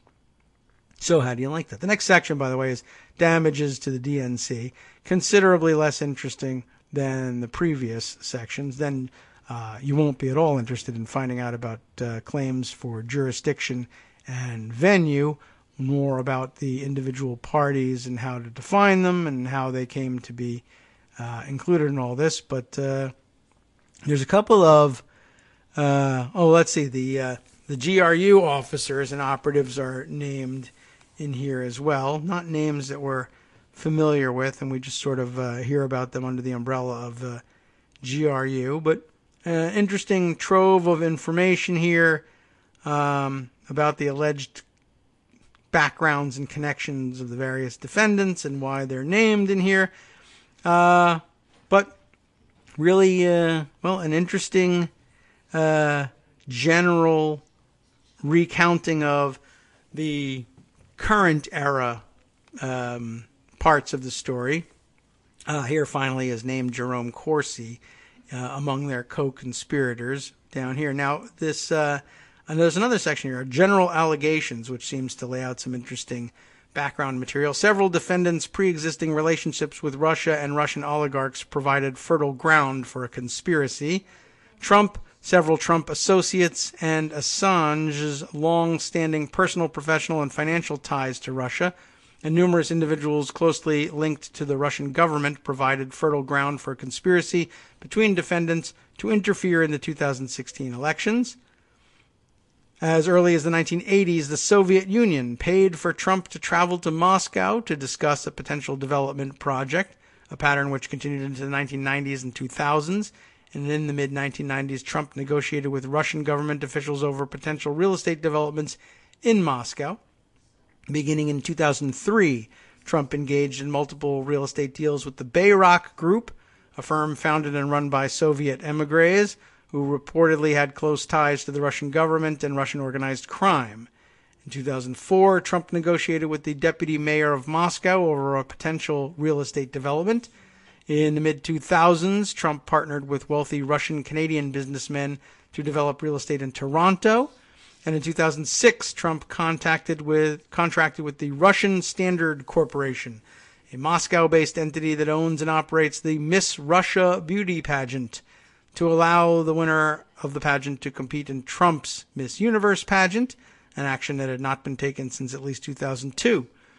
In 2008, Trump sold the Palm Beach, Florida mansion to a Russian oligarch for a $54 million profit. In 2013, Trump established a business relationship with Russian oligarch Aras Agalarov, close ally of Putin, to bring the Miss Universe pageant to Russia and work on plans to develop a Trump-branded project in Moscow. Trump's efforts to develop real estate in Russia continued into May of 2016, and now we think even longer, several months into Trump's presidential campaign. And throughout this 30-year history, Trump sought out wealthy Russian buyers for his condominiums in the United States and abroad. As Trump Jr. explained, the Trump Organization, as we know, we've heard this quote before, saw a lot of money pouring in from Russia, and Russians make up a pretty disproportionate cross-section of a lot of our assets. Trump's son Eric has reportedly stated that substantial funding for Trump's golf courses also comes from Russian investors. From 2004 until at least 2015, Paul Manafort was an advisor to the Russian-allied former Ukrainian President Viktor Yanukovych and his Kremlin-allied Party of Regions, as well as its successor, the Opposition Bloc. In 2012, Manafort allegedly helped the Ukrainian party secretly route at least $2.2 million in payments to two prominent Washington lobbying firms. Manafort's ties to Yanukovych and Ukraine are so deep, in fact, that his own daughter has stated that the money we have is blood money. Remember that quote from the text messages? After repeatedly denying that he'd ever worked for the Ukrainian government, on June 27, 2017, Manafort retroactively registered as a foreign agent and reported $17.1 million in payments from Yanukovych's party between 2012 and 2014. In September of 2018, Manafort pleaded guilty to 2 counts of conspiracy against the United States encompassing charges of money laundering, tax fraud, failure to register as a foreign agent, and other criminal violations related to his work for the pro-Russian government in Ukraine. According to the U.S. government, Manafort's work in Ukraine was backed by Putin-led oligarch Oleg Deripaska. Additional financial records indicate that Manafort was in debt to Deripaska by as much as $17 million prior to joining the Trump campaign. Manafort also employed Konstantin Kilimnik as his close aide. Kilimnik served as a linguist in the Russian army and reportedly learned to speak fluent English from Russian military intelligence, i.e., GRU. When he worked for a nonprofit in the 1990s, he was well known around the office as the guy from the GRU. The FBI believes that Kilimnik maintained ties to Russian intelligence during the 2016 U.S. presidential campaign. Kilimnik was in communication with both Manafort and Gates while they were serving in the two most senior positions in the Trump campaign and acted as a middleman between them and Deripaska. On June 8, 2018, Kilimnik was indicted for obstruction of justice related to Manafort's criminal charges. A little bit more here about Julian Assange is added. Assange has long exhibited support for the Russian government. In 2010, Assange tried to obtain a Russian visa to escape extradition to Sweden, where he faced sexual assault charges. He used Israel Shamir, a Russian-born writer who has been described as a fringe intellectual, to arrange the visa. I don't know whether I would agree with that assessment or not. I don't know anything about the guy. But there it is. During a January 2011 interview with a Moscow-based radio station, Shamir said he'd personally brokered a Russian visa for Assange, but it had come too late to rescue him from the sex crimes investigation. Russia, quote, would be one of those places where he and his organization, Assange and WikiLeaks, of course, would be comfortable operating, Shamir stated. Asked if Assange had friends in the Kremlin, Shamir smiled and said, let's hope that's the case. In 2012, Assange hosted a talk show on RT, a television propaganda outlet funded by the Russian government. Assange's alliance with the Russian government continues to this day. In late 2017, Russian diplomats met secretly with a close confidant of Assange to assess whether they could help him flee to Russia. I don't think I knew about this, by the way. A tentative plan was devised that would have seen Assange smuggled out of Ecuador's London embassy in a diplomatic vehicle. The plan, which was provisionally scheduled to be executed on Christmas Eve 2017, was abandoned after it was deemed too risky. According to news reports, 4 separate sources confirmed the Kremlin was willing to support the plan. The next section here, the common purpose. Secure Trump's grip on the presidency through illegal means. I think this is a great recounting of everything, much of which we've heard before, but finally putting it in roughly chronological order here.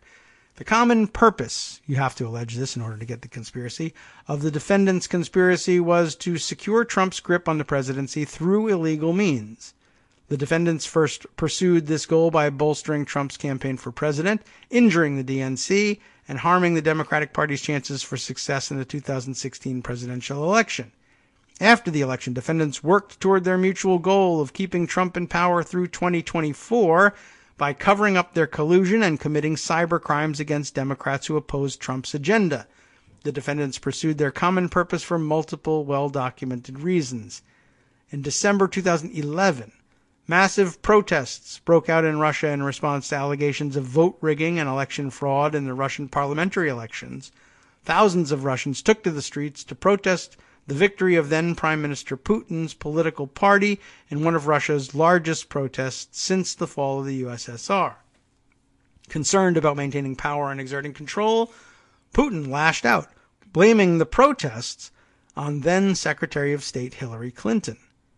Putin asserted that Secretary Clinton had, quote, set the tone for some of our actors in the country and gave the signal, unquote. And he accused her of ordering the opposition movement into action. Quote, they heard this and, with the support of the U.S. State Department, began active work, unquote.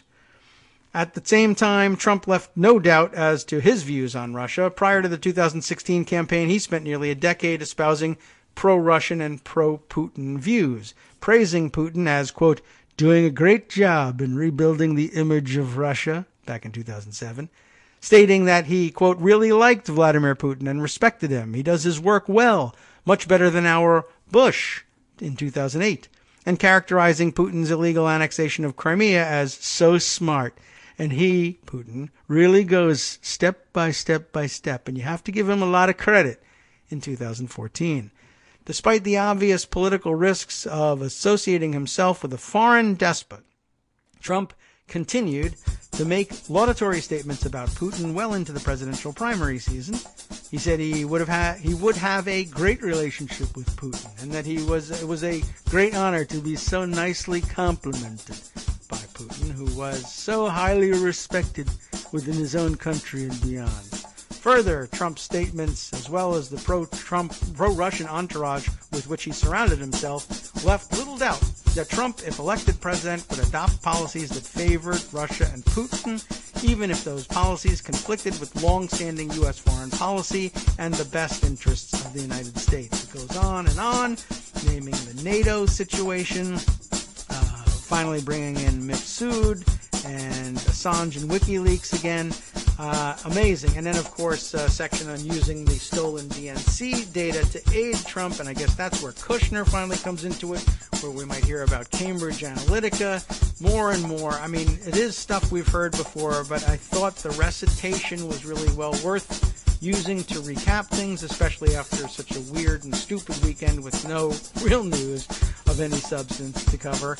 But anyway, there were stories, of course, that happened over the weekend, and next up is Justice Putnam with the West Coast Cookbook and Speakeasy to give you a better idea, a more comprehensive idea of what some of those stories might be.